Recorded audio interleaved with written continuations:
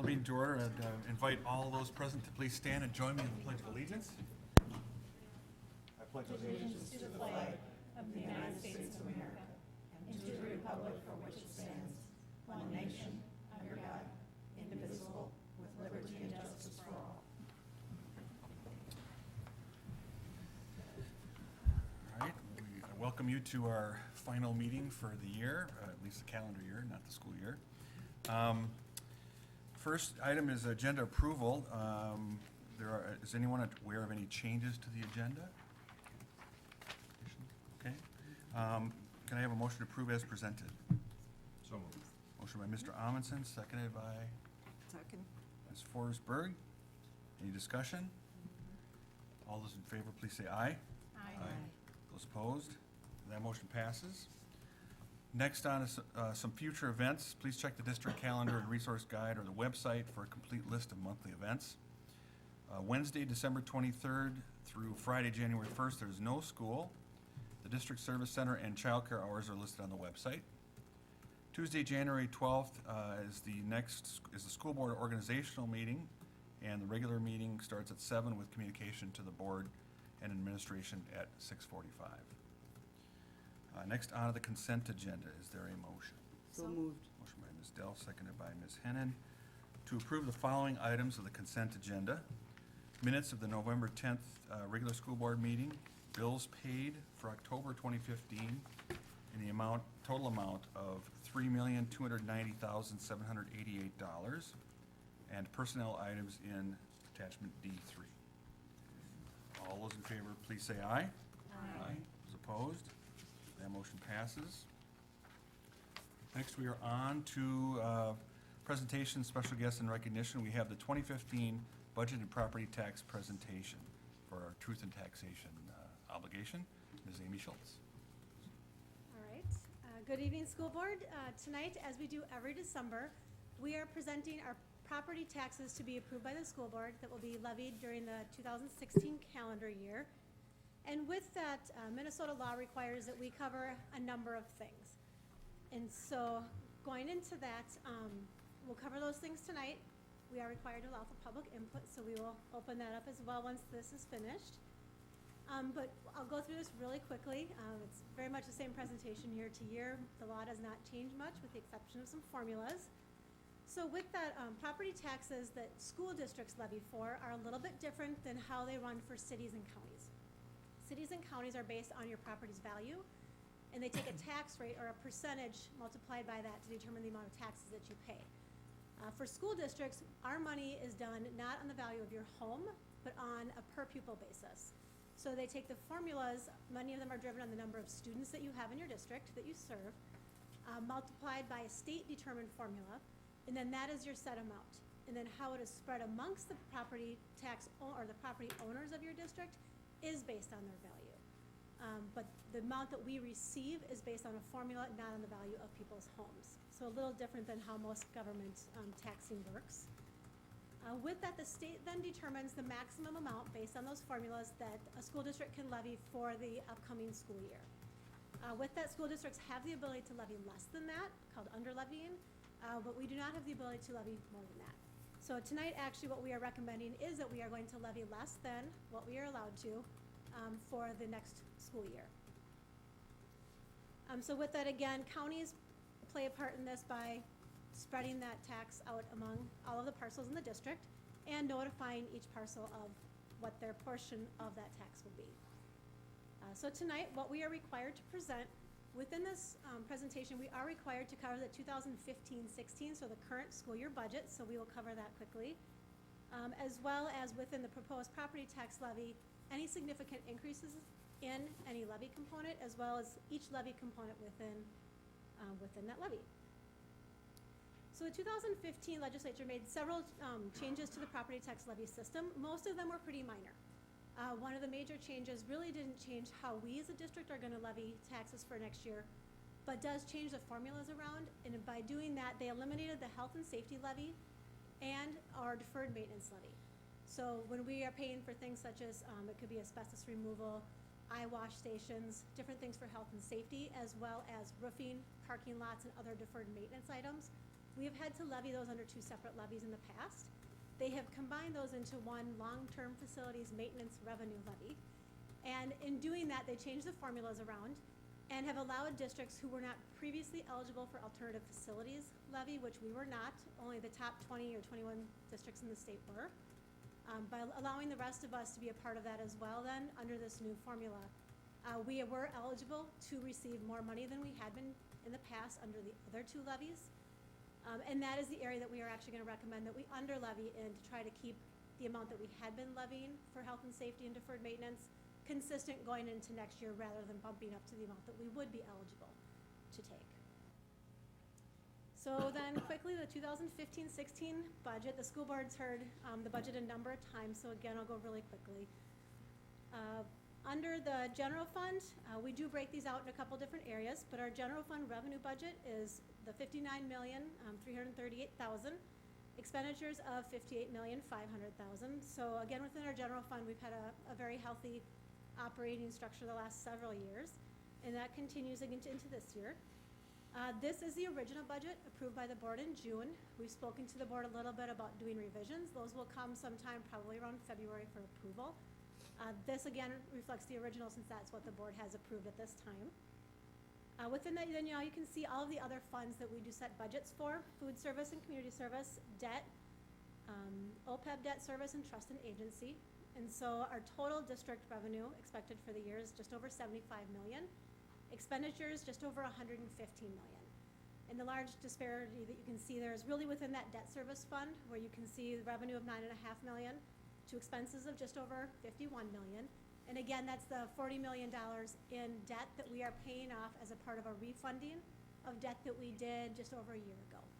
And so as that $40 million comes due in February, we will pay that off, and that is why, though, this year looks a little bit lopsided. A quick graph shows our revenues by fund. Again, and you can see the general fund, which is how we pay for the majority of district operations, is almost 80%. Trust and agency is very small. That's our scholarships, where outside organizations donate money, such as the Lions Club, different places like that, that account for scholarships for our students as they leave our system. Debt service being the next largest part of that. That's our principal and interest on voter-approved debt that we have outstanding. And then our special revenue funds as well. On the expenditure side, you can see again our general fund is 51%. This year again looks very lopsided on this graph and very different than it has in previous years. The 44% for debt service again reflects that $40 million that we would not typically have in any other school year. So speaking just within general fund revenues, you can see the state accounts for 81% of the revenue that we receive, and most of that is on, again, per pupil formulas. Federal interest other, and then the tax levy is our second highest at 16%, and that's the portion of the revenue that the school board is going to be asked to propose or approve tonight for our 2016-17 school year. On the expenditure side, we have compensation at just about 80%. These percentages are very consistent within the general fund to previous years. What we have done a little bit differently in presenting compensation is for our district itself, we're really closer to about 76%. But when we want to compare ourselves to other districts, we try to take into account that as a district, we outsource items like our bus service. So all of our bus drivers are paid by the two vendors that we work with. But taking into account what that would be internally, we've moved that to compensation so that we're comparable when we look at how other districts are paying their employees as well, to see if our percentages remain competitive and kind of consistent with other districts. Capital this year, a little higher than, I guess when you look historically. Again, these are those areas that the school board has allocated money to help fund some projects that we've been working within the district when we have the capacity to do that. So then really quickly as a review, we review this budget several times throughout the year and bring it to the school board in more informal conversations throughout the year, and then formally, usually once during the school year, to do any formal budget revisions. And we will do those prior to June. So with that, as we move on to our property tax part of the presentation, just a really quick levy calendar. The work in this really begins over the summer as the district submits data to the Department of Education for them to use when they do the proposed levy in September. So that was brought to the school board in September for approval. And then that gives the school board and administration a lot of time in between then to discuss anything that might come up and what any changes they might want to see between September and December tonight when we do that approval. So again, what the board approves tonight is for taxes that will be collected by residents in the 2016 calendar year for use with the school district in 2016-17. We do need to present the levy by fund. So within that, you'll see each of these 4 funds are the areas that we levy for. The general fund being 9.8 million of that. Debt service, the next highest at just under 9 million. So you can see the changes within those funds as well as a percentage change over last year. So the thing we really want to highlight this year is when the proposed taxes came out in September, it showed the district had an increase in taxes over the 2015 year of 1.7%. By deciding to not levy the full amount of the long-term facilities maintenance revenue that we were eligible to do, and instead keeping a consistent amount with what we had done in the past, we are actually decreasing the amount of revenue that we will take in as a district for 2016 from property taxes. So when people receive their statements in November from the county, we are hoping that those parcels will now see a slight decrease from what those proposed statements showed. By changing that from the 1.7 that was proposed down to a 0.5% decrease.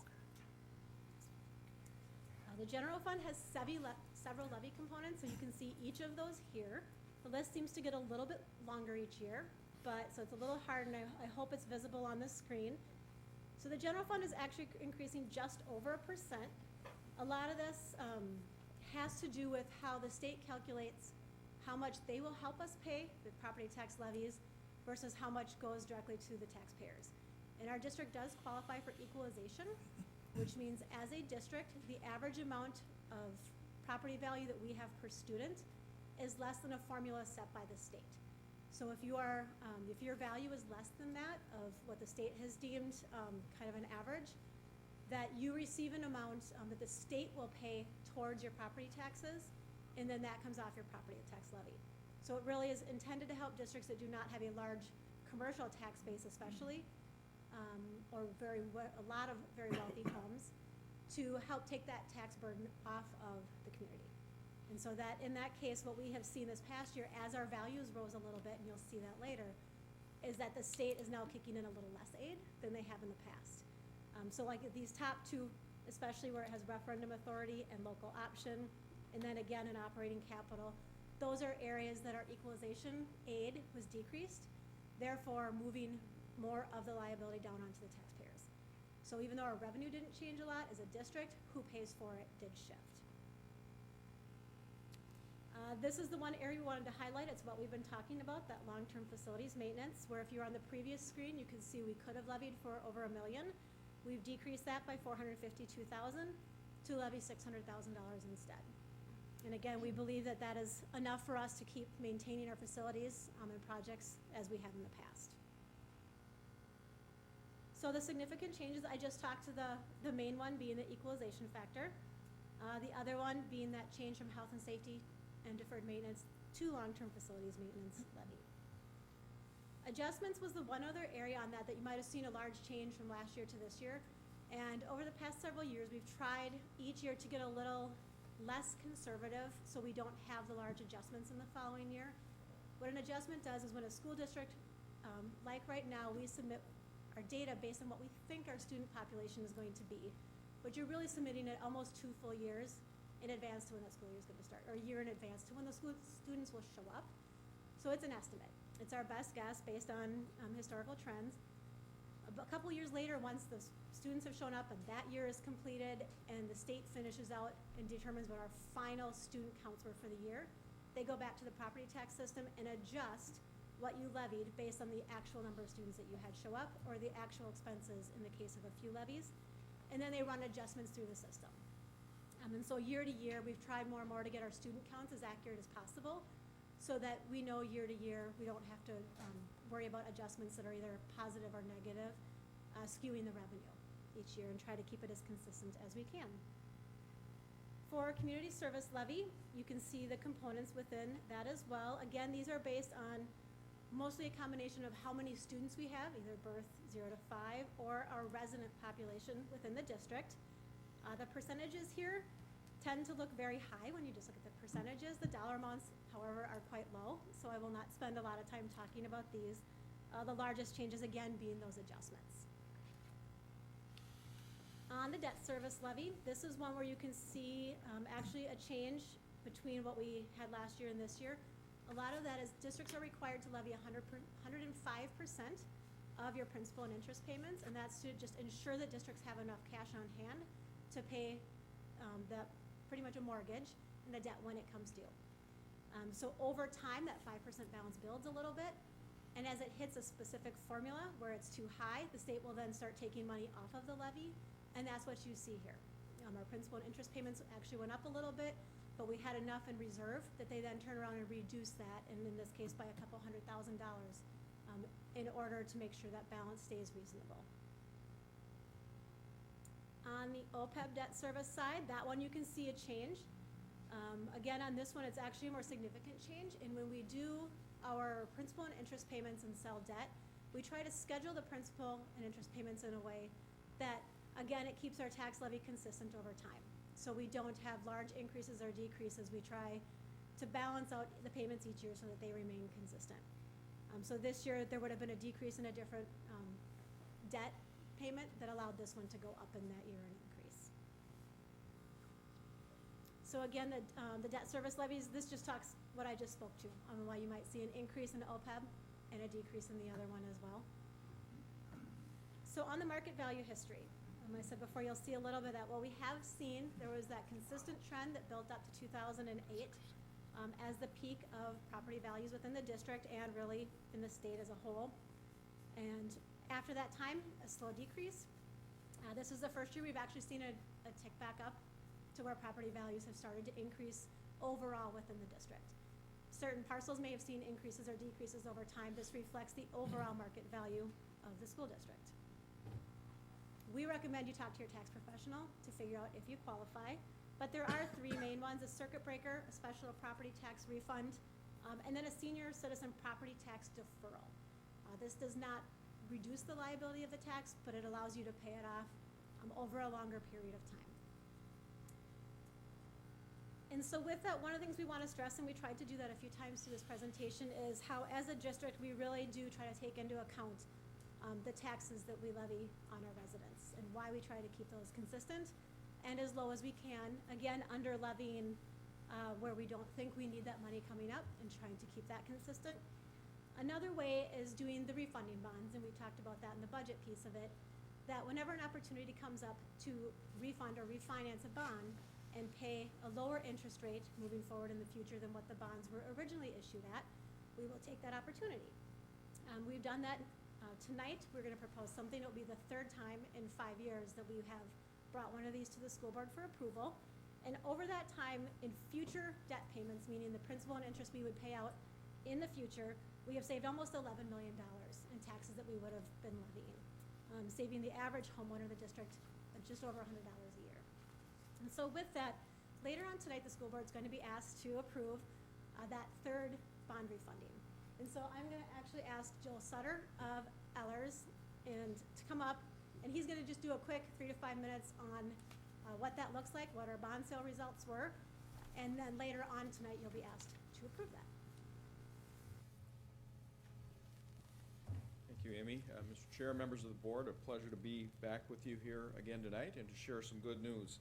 On November 10th, my colleague Jody Zesba was here, and you approved a resolution authorizing the sale of refunding bonds, and you actually set some minimum savings parameters in that resolution and gave Chair and Amy the authority to accept a proposal on your behalf if it met those minimum savings parameters. So we actually took proposals on the bonds on December 9th, and the sale is considered awarded because you gave that authority to them, and they signed a proposal form which authorized the acceptance of the proposal by the district on your behalf. So what you're doing tonight is actually adopting a resolution ratifying that sale and setting the form and details of the bonds. And so we do have, I think in your packets, there is a sale day report that summarizes the results of the bond sale, and I'll just go through that quickly.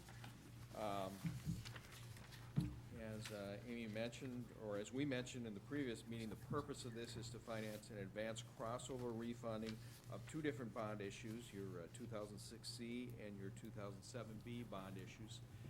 And this is an advance refunding, so the little topic that Amy talked about in her budget where the debt service fund showed a very large expenditure this year, that's actually going to happen next year too, because these bonds will be called on August 1st. So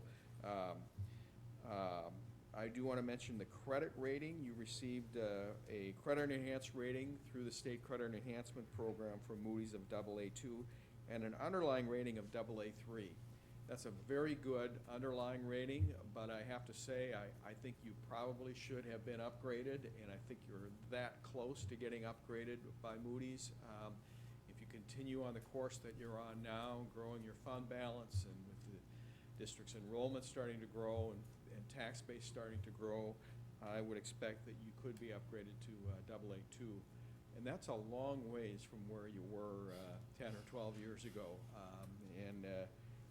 I'm really happy to see that. You have done a fantastic job. You and your administration have done a fantastic job of managing the district in a fiscally conservative and sound manner and getting you into a much better place financially than you were a number of years ago. So congratulations on that. That helps us to get better bids on your bonds. So we received 6 bids for purchase of your bonds. The low bid was from a syndicate led by FTN Financial Markets out of Memphis. And you can, on the bid tab on the next page, you can see you received bids from Hutchinson Shockey Early out of Chicago, Bank of America Merrill Lynch out of New York, Baird out of Milwaukee, JP Morgan out of New York, and Piper Jaffray out of Minneapolis. The interest rate that we received, the true interest rate of 2.3236 is a little bit higher than we estimated in our pre-sale report. So we didn't save quite as much as we estimated in the pre-sale report, and the best I can explain that is I think we just were a little over-optimistic in that pre-sale report. We did compare your results to other bond sales that occurred at about the same time, and the yields that they proposed are right in line with what other issuers received. So it was a good proposal and a very good result for the district. So the savings in future debt service is $4,353,422, and there's a page, several pages back, that has a debt service comparison, the last page before the rating report. You can see the structure there is what we proposed when in working with your administration in what we set up in November, where the savings are really concentrated in fiscal years 18 through 23. And that's really done with a future bond referendum in mind, and I know you haven't made an official decision on that yet, but that'll cause a sizable reduction in your property taxes payable in 17, which could help to offset the impact of a bond referendum. So that was very intentional. The present value of the savings as a percentage of the refunded debt service is 11.061%, and under state law that has to be at least 3%. So I think you beat that by a little bit. So it's a really excellent refunding result, and we're happy to have assisted you through that. So if there are any questions, I'd be happy to take them. Questions? Yes. 2017, you said we'd see a significant savings. Will that be an ongoing savings, or is it just going to hit mainly that first year? If you look at that comparison page on, there's no page numbers on here, I apologize, but it's the one right before the Moody's rating report. You can see that there's a reduction of $723,000 for fiscal year 2018, which is your taxes payable in 17, and it's a very similar amount for the next 6 years. After that, there's not as much savings, but after that, you don't have your payments on your debt service are dropping off substantially after that. So we really tried to focus the savings in the years where the debt service levies are the highest. So it is ongoing for 6 years. Okay, thanks. Any other questions from the board? Comments? Okay, all right. Thank you for your presentation and for your work in that. You're welcome. Ms. Schultz, do you have anything else, or? I do not. The one thing, we do have to, again, we said we would allow for public comment at the end of the truth and taxation hearing. So this is the opportunity for anybody in the audience, if they would like to get up and talk, to do that. No one's usually really excited to do this. That's good. That hopefully means we've done a good job managing taxes and explaining any changes we've made. Just if I can make a quick comment, I would just like to point out that I think it's unique. I don't think there's a lot of school districts that in their meetings, in these truth and taxation meetings, this month are actually lowering the levy locally, as you are as a school board this evening. And I think it's a result of the purposeful planning that's been going on over the past 6 years.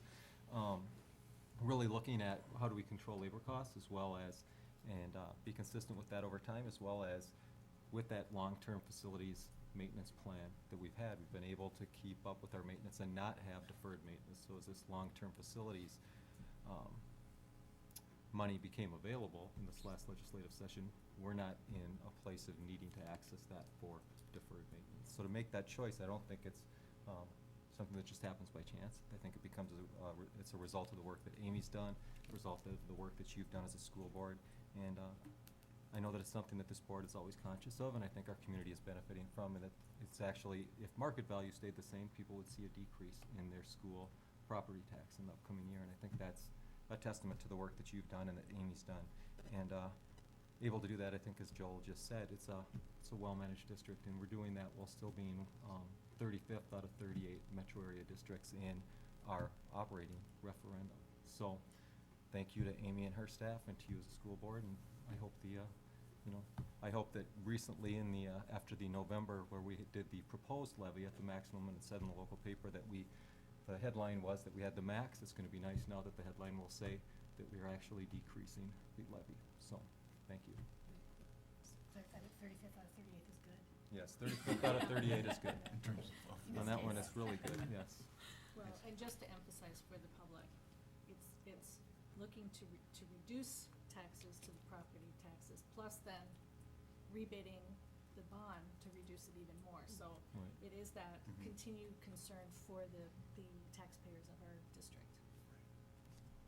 Thank you. Any other comments? All right, thank you very much. Next, let's move on to discussion, reports, information items. Under effective operations, improving our effective management of human, financial, and physical resources, we have the comprehensive annual financial report for our fiscal year ending June 30th, 2015. And do you want to introduce our All right, guest? I am going to introduce Mr. Aaron Nielsen. He is a CPA and independent auditor that works with Malloy, Montague, Karnowski, Radosevich. They are the firm that we have contracted with to do our financial audit each year. And so with it, he's going to present the audit to you. We really appreciate all the work that they do in helping the district get this done. It is a lot of work, but it's not a lot of work just by the finance department. It's a lot of work across a lot of our employees that help us put this together, and we really appreciate that. So with that, I will let him present it. I know the school board has already seen the preliminary numbers, so this isn't an extensive report, because they have already seen the preliminary numbers. But if you have any questions after his presentation, we will answer those.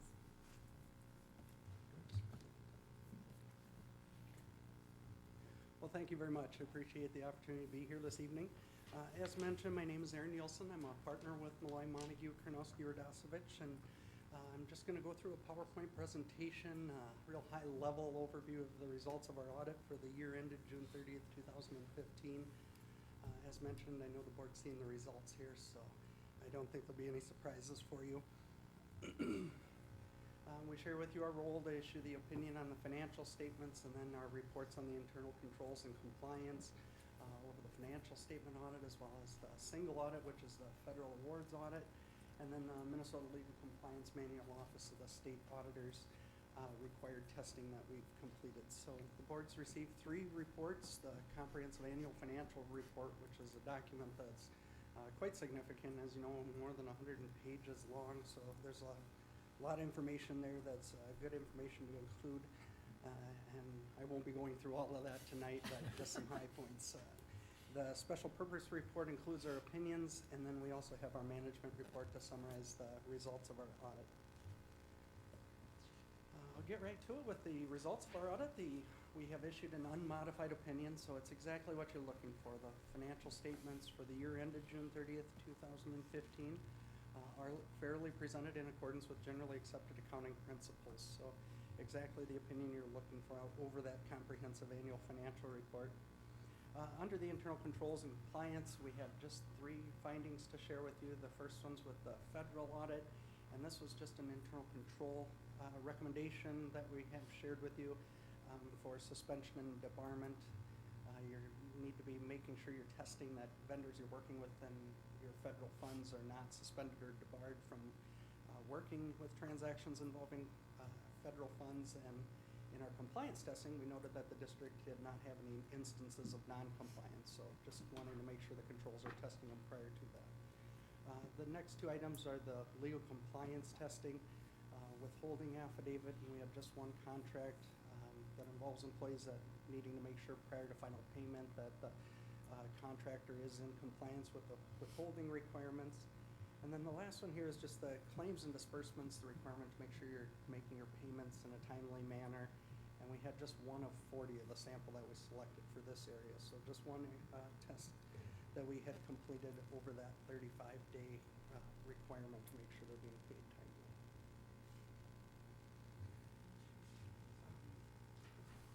My presentation fits well with the previous 2, so I'll try not to duplicate some of the information here. You're working with a 2% formula increase for the audit year that we've completed. It is the largest single funding formula, this basic formula allowance, so we try to share that with our presentations, and then have been approved for 2% for the next 2 fiscal years. As Mr. Sutter had shared, this graph shows that improvement over the last 10 fiscal years, and it goes beyond that that have fallen off the page here, but it shows a significant improvement in the district's financial health over the period that we've presented here. This is a calculation MDE provides, the statewide unrestricted fund balance, and then that comparison to the statewide averages. And then I've got just a couple of graphs. I know they get really difficult to see on the statewide presentation here in Metro County area averages, and then it's on a per ADM basis. Looking at the revenues per student, this past year you can see the district has recognized an increase, and it does include that 2% formula increase that was received this past year. You also see the change in property taxes over the past 3 periods, and that's largely due to the tax shift that we talked about in the past, how that's recognized. Really a timing issue of increase in property tax that was offset with a reduction in state sources, revenue neutral for that component. I have a similar graph on the expenditures where we show on a per ADM basis that the district did experience an increase this past year, largely as contractually approved through salary and benefits. But as I noted in our management report, the district is spending less than the averages that we do share with you on the graph here. With that, I got a couple more for the general fund specifically. This graph just focuses on the financial position at June 30th of each of the past 10 fiscal years here. Again, showing a significant improvement over the recent years with the general fund financial position and fund balance as well as cash balance. One of the significant changes that you see in the cash balance is not only due to the district's improved equity position, but also because of the change in how the state was metering aid payments to you. So significantly seeing that improved in the last few years. Again, this is a similar graph to the fund balance position. This is one where we're looking at your expenditures in total and fund balance as a percent split between the unrestricted and unassigned fund balances. So as you can see, the district has experienced an increase in that percentage and improvement in year-end fund balance percentages of unrestricted as well as the unassigned categories here.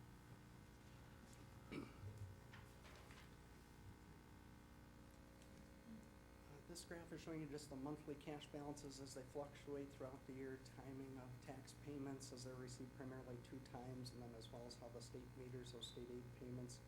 You can see at the beginning of the 2013 fiscal year, that was prior to the state paying back the payments, gives it a 90-10 where we're at. So we've seen a significant improvement with district's cash flow because of that change.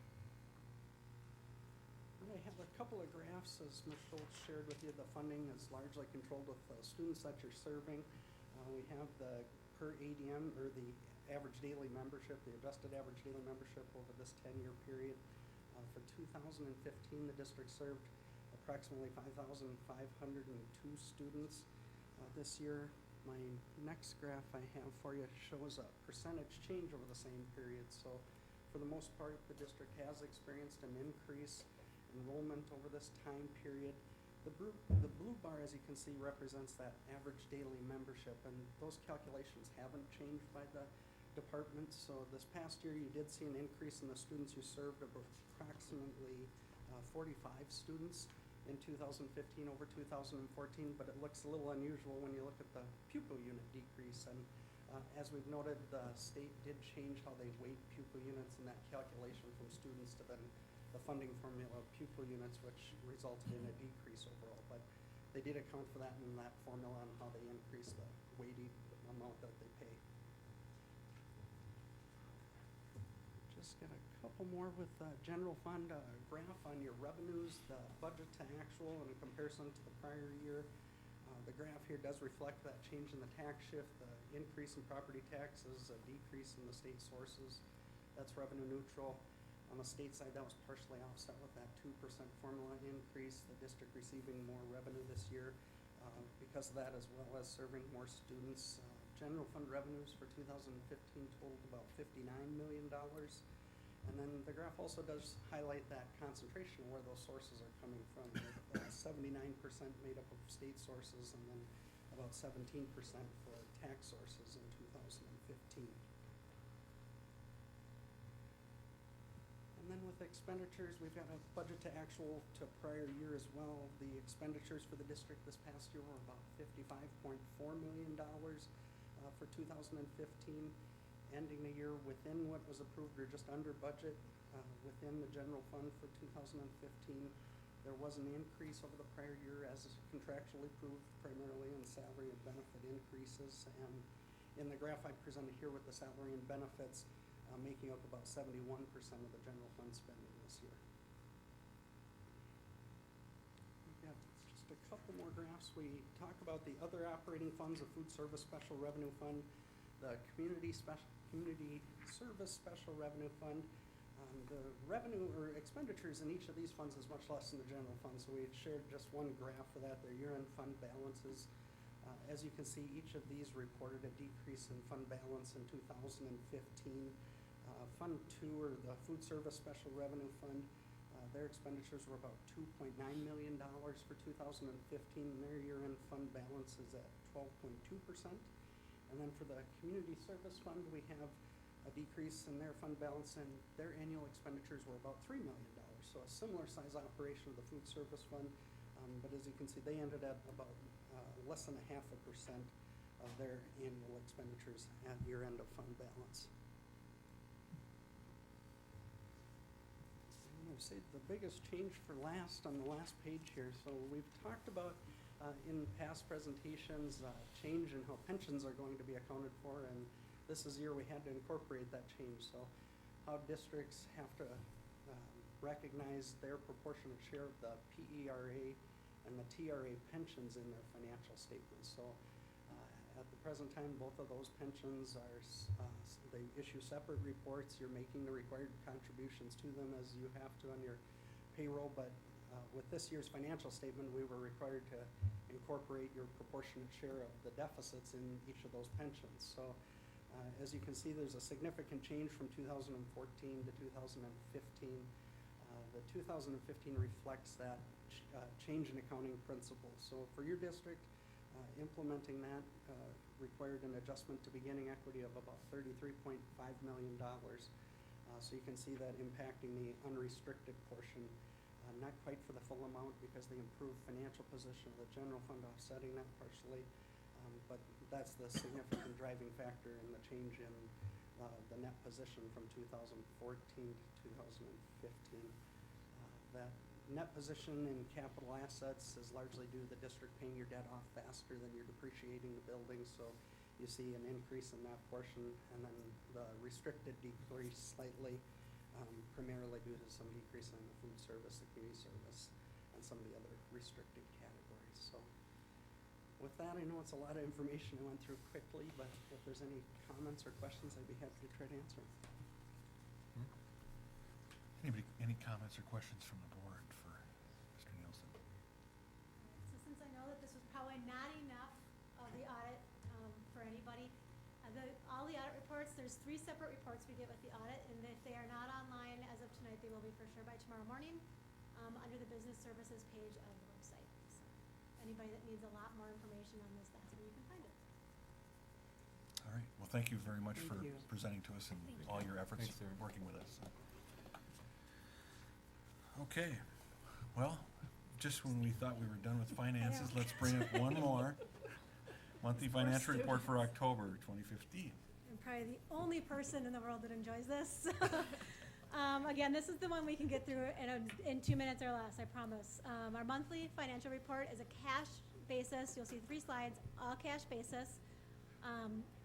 So with that, this first report shows our cash beginning and ending balance, as well as all of the receipts and payments that we made for the month of October. Again, you can see this is a really big month. October and November are big months for receipts for the district. This is when we get our 2 biggest property tax payments for the current school year. So as they're finishing up and people have paid their property taxes in October, we get that in October and November in 2 separate payments. So that's where the improved position for this month came from. On the statement of revenues, this shows the amount that we have spent for the month, year to date, and year to date compares to the budget, and then how that percentage compares to the previous 2 years as of October in those years as well. And we are just a little bit lower than where we have been the previous 2 years. Some of that, I believe, is that our budget is a lot more accurate, I think, than it has been in the previous few years, where when we're going to be recommending changes to the budget, they're much smaller than maybe we've seen in the past. Some of that being less conservative with our student counts as it came in, and so I think that reflects a good portion of that. Most of them, again, come in very close. Trust and agency as a percentage looks a little bit different, but it's a very small dollar amount year to year, so the percentage can look skewed on that. On the statement of expenditures, you will see again, it shows the general fund on top and each of the components that we typically speak to the general fund in as far as compensation, purchase services, supplies.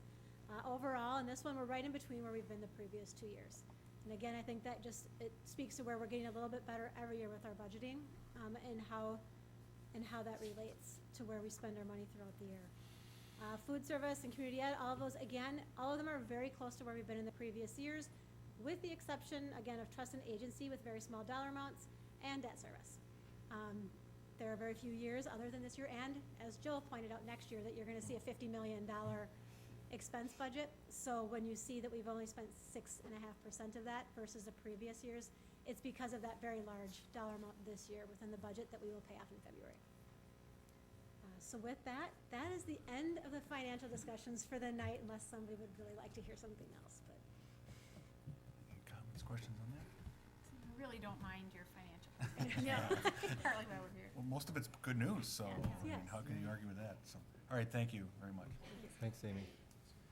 All right, let's move on to communications and connections. Increase the connection, engagement, and support of our families and communities.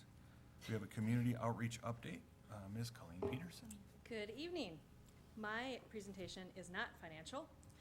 There are some numbers in mine, but it is largely not financial, so thank you for having me this evening.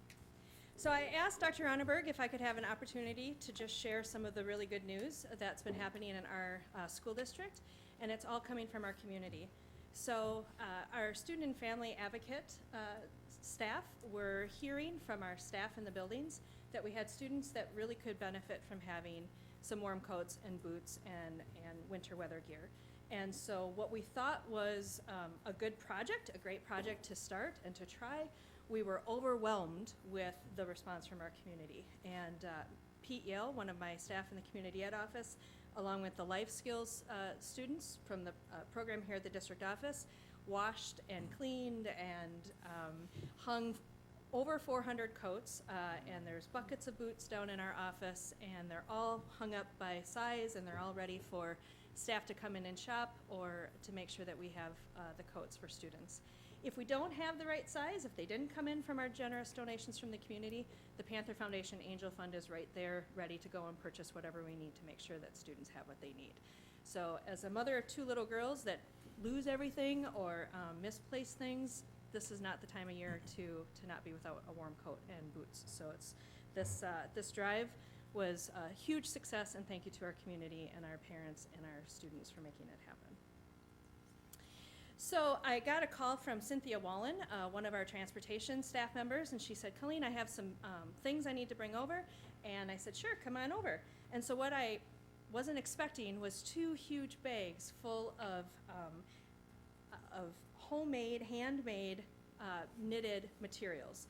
Scarves, hats, mittens, and they're all just beautiful. They're soft and they're warm, and they were created by this Ravelry, an online knitting community from across the United States. And they brought in 135 items from 14 people from different states. So she blew me away. She brought them in, and she had worked.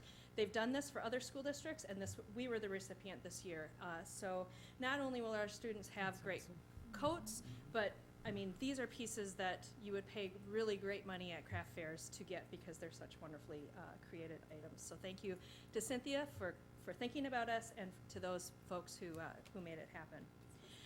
Emmanuel Christian Center reached out about 2 weeks ago and said, we'd like to donate 100 hats and mittens to each school in January. How can we do that? Where do we deliver them, and how can we make it happen? So we're still ironing out the details, but they've pledged to make sure that we have hats and mittens galore, which is just wonderful. And then North Point put on their own service learning project. They did a Socktober drive in October, and they brought in 800 pairs of socks. Socks are one of those things, you know, they wear out pretty quickly, and if you don't have clean socks without holes, that can really make a big difference in a student's life. So all of these are examples of how our community has really pulled together in the last couple months. And I wanted to touch a little bit on our Panther Pantry. This is a picture that I took today of our pantry, and the shelves, although they don't look super full right here, they are really, really, they're stocked well with vegetables and fruits and soups and manwich and beans and anything that you need to create a meal for your family.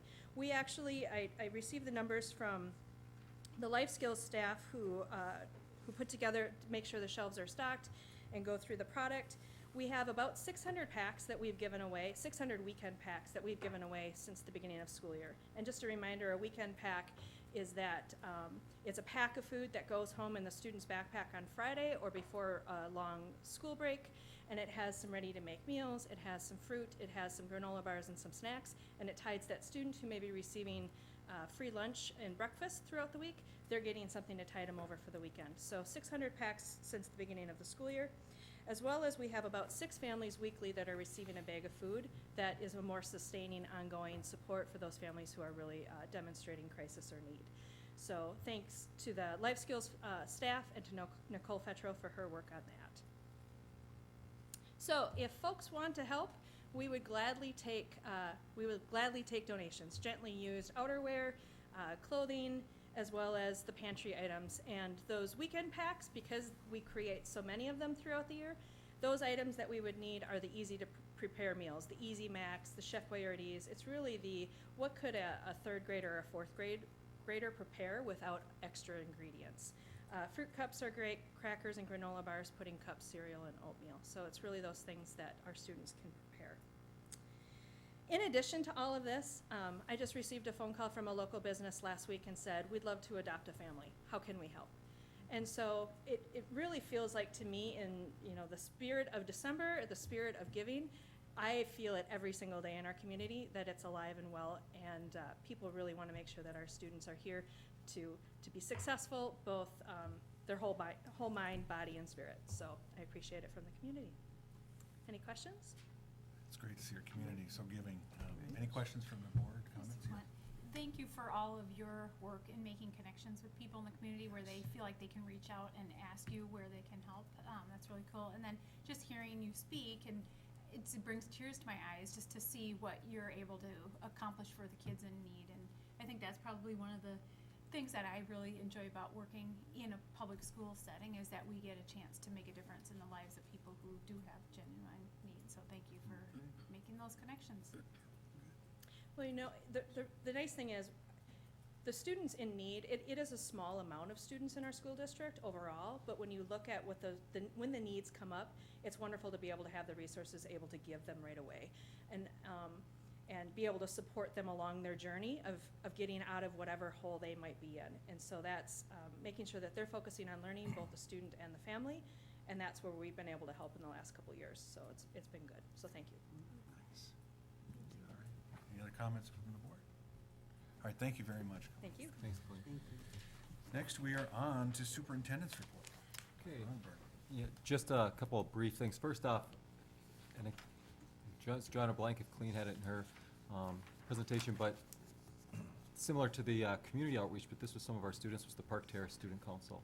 And I was over at the Park Terrace in November and happened to be there. And the Student Council had adopted 20 families at Park Terrace. And the Student Council and the staff, so the staff raised money themselves, the teaching staff and the rest of the staff, to purchase 20 turkeys for the families, and the students put all of this together, and I just happened to be there the morning they were passing this out. And so it was a lot of fun to see these kids taking care of other kids right in their own school. So it just kind of goes along with Colleen's presentation, and wanted to share that. Had a couple of other things, and I've had a chance to share this with you as a board already too, just kind of fun news stories recently, but made me think of it because this morning, just happened to hear on the radio, on WCCO radio this morning, our dance team was selected as the Minnesota Team of the Week. And while they're an outstanding dance team and perform really well, they were selected really more for their community service. And recently, the principal at Andover High School, which I applaud her for taking the time, sent a message to Jane Stevenson, our principal, and our activities director, Matt St. Martin. And what she wrote was, "Our evening custodian came to see me tonight because he wanted to share how impressed he was by the Spring Lake Park dance team last night. I know Matt was here and witnessed firsthand that Andover High School was a very busy place, with events on both ends of the building. After the dance competition ended, our custodian went to begin cleaning the gym. He walked in to find your team picking up all the trash from the bleachers. I don't know that your girls truly understand what a difference that made for our custodial staff. It was emotional for him to tell me about it today." So I just thought that was really cool, and to hear them get recognized on the radio this morning was great. In addition, we also received a rather long message, so I'm only going to read a short portion of it, from a parent from St. Paul, former Matamidi parent, who was recently at our boys hockey game at Matamidi High School. And one of the things he wrote was, he said, "Your boys' team represented Spring Lake Park very well. I wanted to take a moment and compliment them on their conduct. They were a solid team with solid character." And I just think so often we hear in the news the stories about high school kids doing things that are less than positive. And it's just great. Well, we want to see our teams and do really well. We want to see our kids perform on stage well, whether they're in a play or in the band or the choir. What's more important is what they're learning from that participation and the experience that they have. They're learning to collaborate with others. They're learning how to compete. And they're also learning how to represent their school community well. And it was just a lot of fun to have these two individuals take the time to recognize that. It's also important to note that it's not unique. It's something that we see with our coaches and teachers really talking to our kids about representing their schools well. And I know I saw it with the football team this fall. I see it with our soccer teams and others, really representing our school district well. So just wanted to recognize those kids for doing an outstanding job, and our coaches and teachers for their work with them. So I thought it was worth taking a few minutes to do that. The other thing I just wanted to mention was we had something on our website for a little bit this fall about encouraging people to sign up to be substitute teachers in our district. Across the state, not just in the metro area, we're facing a shortage of substitute teachers. And it's been something that Ryan Stromberg's been working with our principals and lead teachers. Each of our schools have come up with design teams to look at how we can really improve the fill rate. And Ryan was just sharing some of the data around that with us yesterday morning in our cabinet meeting. And I just wanted to share that across the metro area, we're significantly above the metro average right now in the fill rate, which is great to see. In our high school, I think it was 93 or 94%, which is unheard of at a high school. And one of the reasons people are wanting to go to the high school is because of how welcoming the office staff and the teaching staff are with them when they come there to sub. And that's something that's really important. So it's just great to see the work. There's a lot of creativity that we're seeing our staff take to try to fill some of the shortages, but we're seeing an improvement in that area this year. Is it perfect? No. But it's an improvement, and it's something that statistically, data-wise, we're seeing that improvement as well. It's not just qualitative, we're seeing it quantitatively. So I wanted to share that. And then just the last thing, for anybody that may be watching out there, it's going to be really important to get on their radar. We're going to be talking more about possible sites for a new school later this evening. And because we had our December is really our big month for a lot of financial presentations, but in January, we'll walk through with the board. You've looked at it a million times, but we'll walk through our master facilities plan in January. In February, we'll bring the board will take action on the ballot questions for a bond proposal, and near the end of April, we'll likely have a bond on the ballot. So just want to make sure that that's on people's radars as well, and to be looking for information. And the good news is I think there's a lot of good news that we can celebrate that's going on around the district, and a lot of progress that we're making. And we'll be excited after the first of the year to start talking with people about that support of making sure we have enough room for the kids walking through our doors each day. So that's what I have. All right. Any questions for Dr. Robert? Okay. Well, let's move on to action items. Our first action is, I guess, trying to figure out how to. We should. Well, this is Colleen's last meeting with us on the board. So after today, she will be, retiring as a board member after 12 years of service. Some of those as a chair, and I remember sitting next to her when my first day on the board 10 years ago, and she was a mentor to me. So I will miss her. But what I want to do is I want to read the resolution and get a motion, and then read the resolution, and then we can present her with some items here. So for presentation of gavel and a belt and resolution extending the board's and district's appreciation to Colleen Varanish for her service to Spring Lake Park Schools. Is there a motion? So moved. Everybody. Ms. Delphs, seconded by Ms. Forsberg. To approve the following resolution.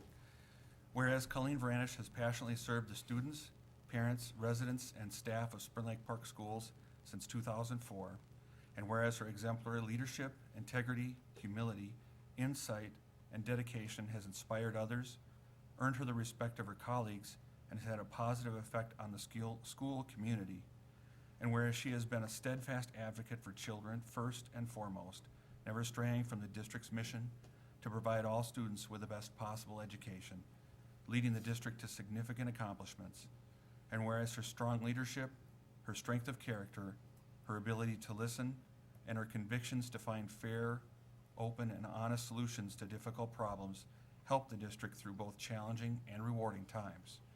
Now therefore be it resolved, the school board of Spring Lake Park Schools extends its heartfelt thanks and appreciation to Colleen Varanish as she prepares to leave the board after 12 years of service, including 5 years as its chairperson.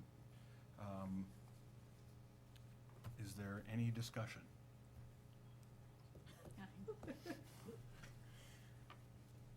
Just want to thank you.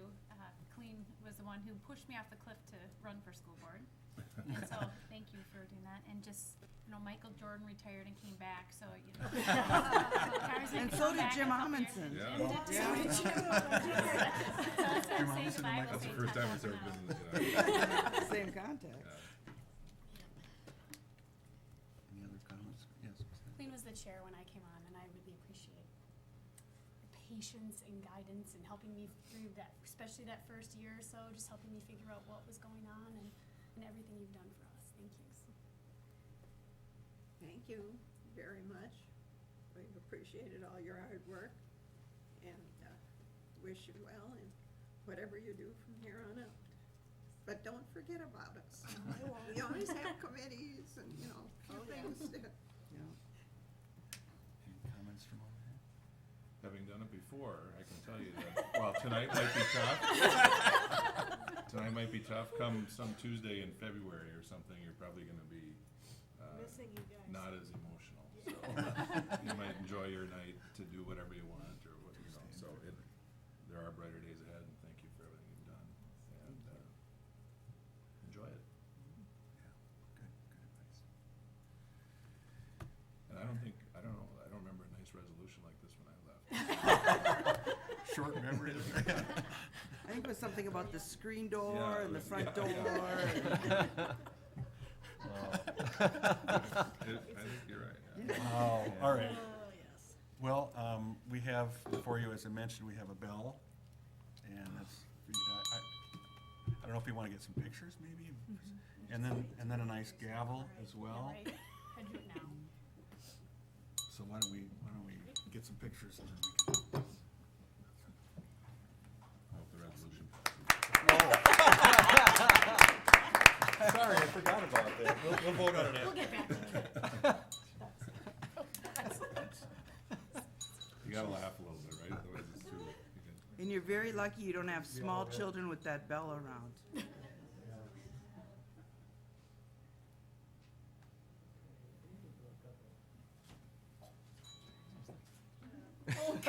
Photo bombing.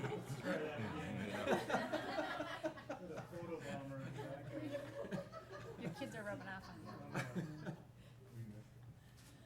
thought you were gonna get out of the way. Oh, keep it real. Thanks, Tony.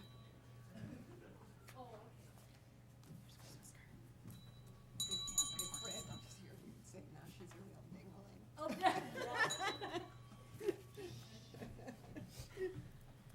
All right, and I guess, Clerk, we might as well vote on that one, so Let's go. call the roll. So if we say, this is just thanking her, it's not, we can't say no and keep her, right?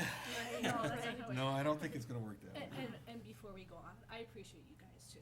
It has been a pleasure to serve you guys, or serve with you guys. All right. Ms. Forsberg, Yes. Mr. Amundson, Yes. Ms. Delves, Yes. Ms. Roosh, yes, Ms. Hennan, yes, Ms. Ranish, Yes. Mr. Strobel. Yes. The resolution is duly adopted. Whew, okay. Yeah. All right. I'm just gonna, just in case anybody knows why, I can't say anything, so I'll talk to her later. Thanks. Okay. All right, well, let's move on. Again, Colleen will be missed. Next is a resolution ratifying the sale of general obligation bond, refunding bonds, Series 2015A, in the original aggregate principal amount of $29,715,000, fixing their form and specifications, directing their execution and delivery, providing for their payment, providing for the escrowing and investment of the proceeds thereof, and providing for the refunding of bonds refunded thereby. Is there a motion? So moved. Motion by Ms. Hennan, seconded by Second. Ms. Roosh to approve the resolution. We've gotten the resolution, it's multiple pages, I'm not gonna read any more than what I did.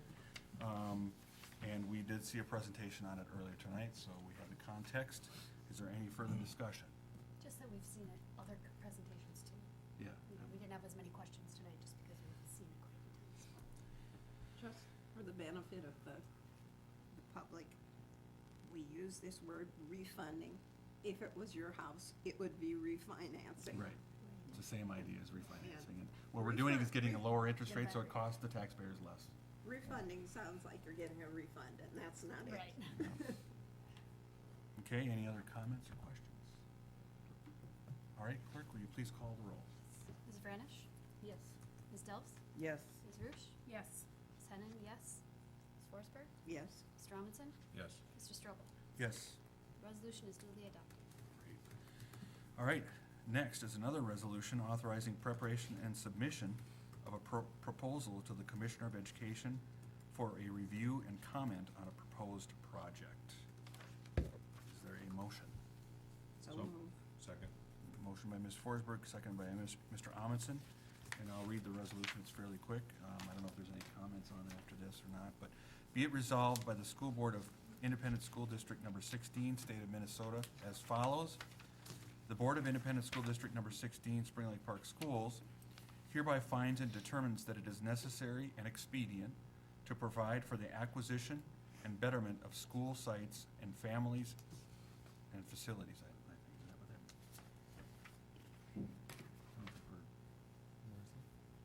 Better with sites and facilities. yeah. Facilities, not families, sorry, facilities. We'll fix that.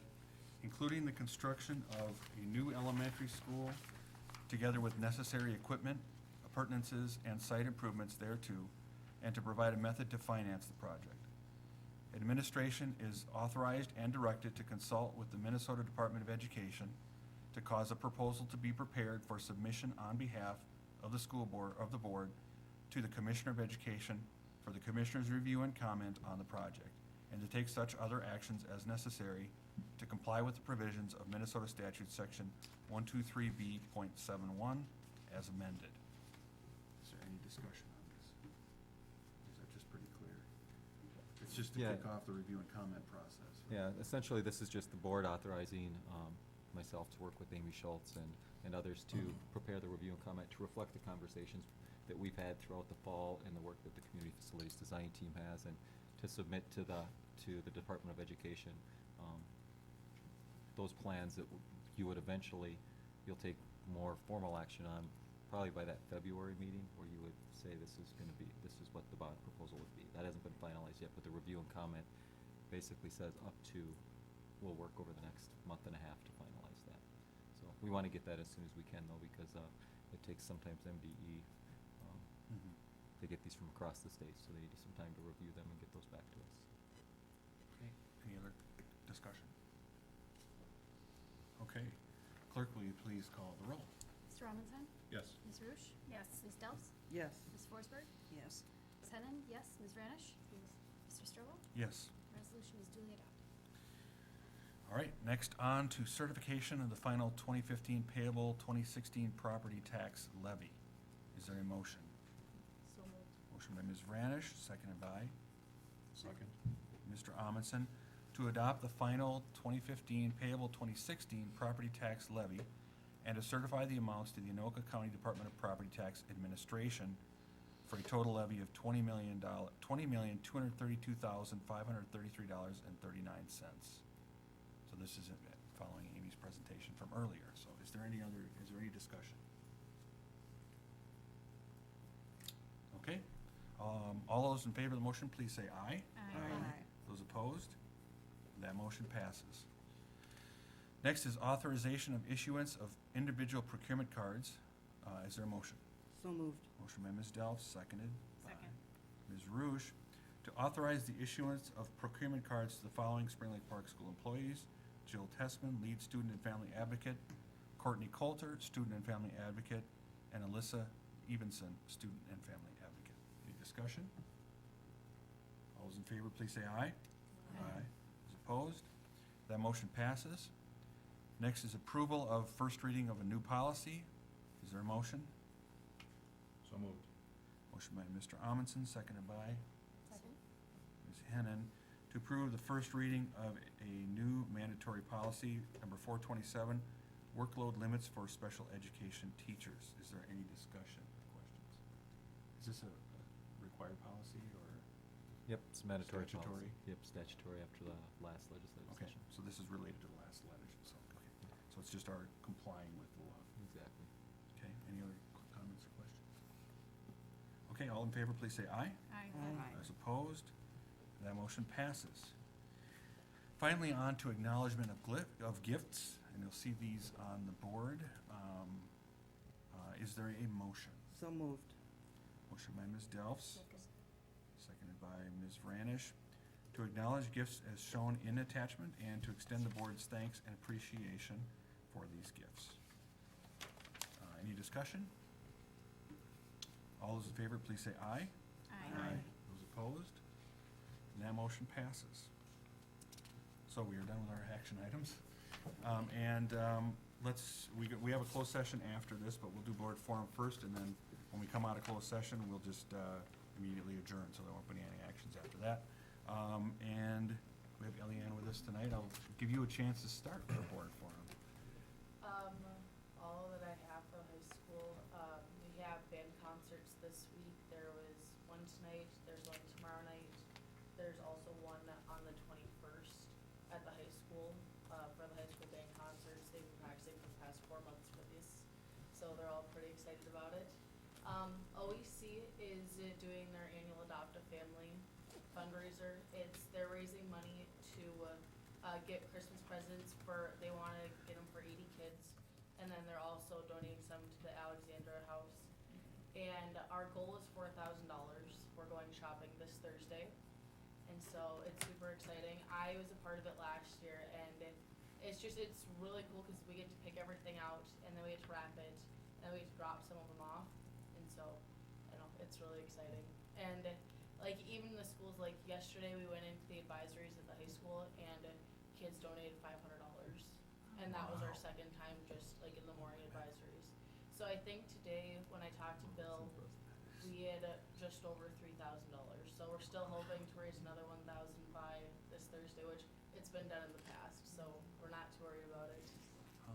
But, yeah, I think that's all I have. All right, great. Thank you very much. Good to see you. All right, any board members have any forum items?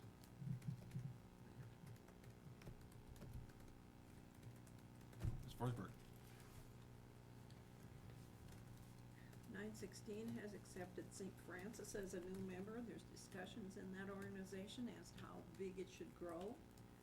There's now 13 members, and there's consideration of 2 more.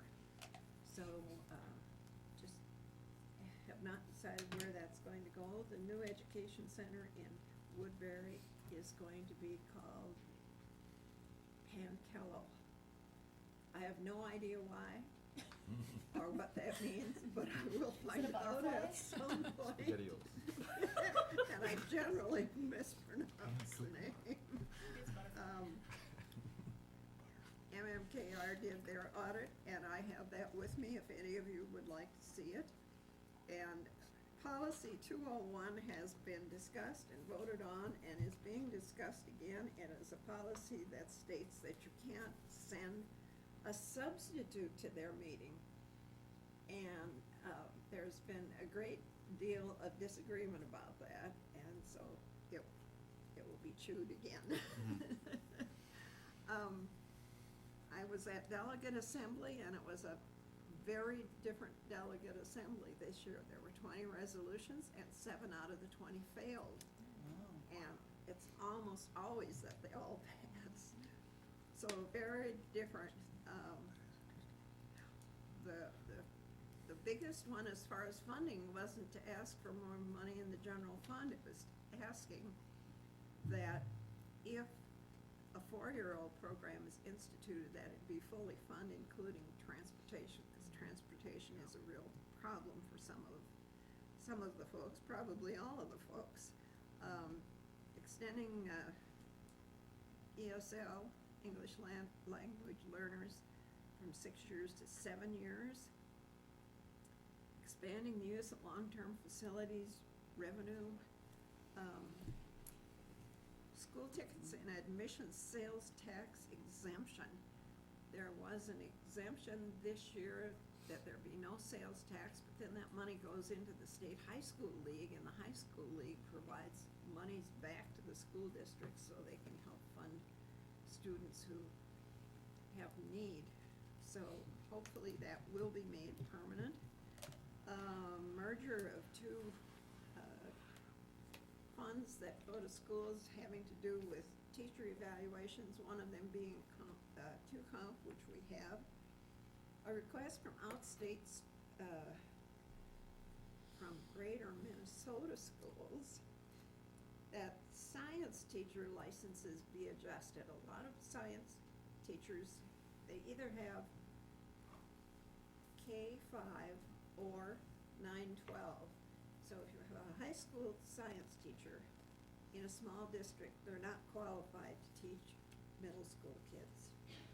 And it has been a matter of getting a lot of extra credits, but there's testing in some ways to do that, so they're asking that that be extended. Another item from Greater Minnesota was some consideration of districts that have seasonal property and ag property.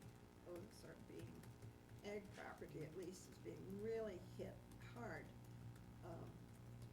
Even though there would be much fewer owners, some of the ag land is paying 50% of bond referendums. So that's been hitting hard. There was a request for expansion of waivers for innovation zones, and that's presented by Farmington, which is our partner. And that did pass. It asks the legislature to give the commissioner the ability to waive laws. I don't think that's probably gonna go too far. No. Let's ask the legislature to do that. A request to expand the teacher's loan forgiveness program, and that would be limited to high need areas, a lot of special ed areas, STEM, and other science areas. And a lot of discussion about concurrent enrollment, because as you know, there has been discussion about high school teachers now needing at least 18 credits or a master's in field as opposed to in education. So that was discussed quite at length. And those are just some of the highlights of it, but a very interesting session. About half of the delegates this year were individuals who had never been there before. So I think that's probably what extended the discussions. These are all proposals that our lobbyists will take. They're not laws. Can I just, that last comment that Marilyn made around the 18 credits for high school teachers to be able to teach college in the schools is the University of Minnesota program, but embedded college in high schools is something that Hope Ron is working with Steve Brady on at the high school for our future embedded college project, and we'll probably be talking with you about that at the January work session, just to update you with the progress, because they've been doing a lot of work and a lot of progress made with that, but also want the school board to have a chance to weigh in on what our ultimate goals are there and some different ways we might start to be looking at credentialing and supporting teachers in that area here in the future. So just to build off of that, since she mentioned it, to let you know. Glimpse into your near future. Nice. John? Yeah. Thanks, Marilyn. Did they talk at all about, I know that this issue keeps being raised, but it's important to districts. Did they talk at all about the issue of giving school boards authority to renew levies? I think that has already been put into the MSBA proposals, and that's sort of a standing thing. It's an MSD likely as well. Some of the failed resolutions were about guidance counselors, and these are all things that MSBA supports, but not in the form that they were presented, was guidance counselors and something called research-based practices, about removing a school board member, and we've seen that in our neighboring district. Lots of discussion on that, and also lots of discussion on filling board vacancies.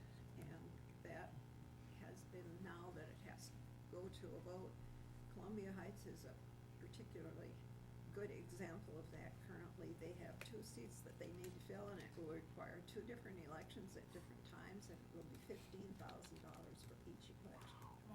So hopefully there will be a repeal of that law. Yeah. So, and I have more if any of you want to read it. It's also on the MSBA website as well. Yes. Yes. So, Okay. but it was an interesting day. Any other forum items? All right, great. Well, let's move on to the next thing, which is closed session. Is there a motion? So moved. Motion by Ms. Vranish, seconded by Second. Ms. Dels, to enter to closed session to discuss employee negotiations and purchase of property by the school district. Any discussion? All those in favor, please say aye. Aye. Those opposed? We are entering into closed session at 8:20. We're over.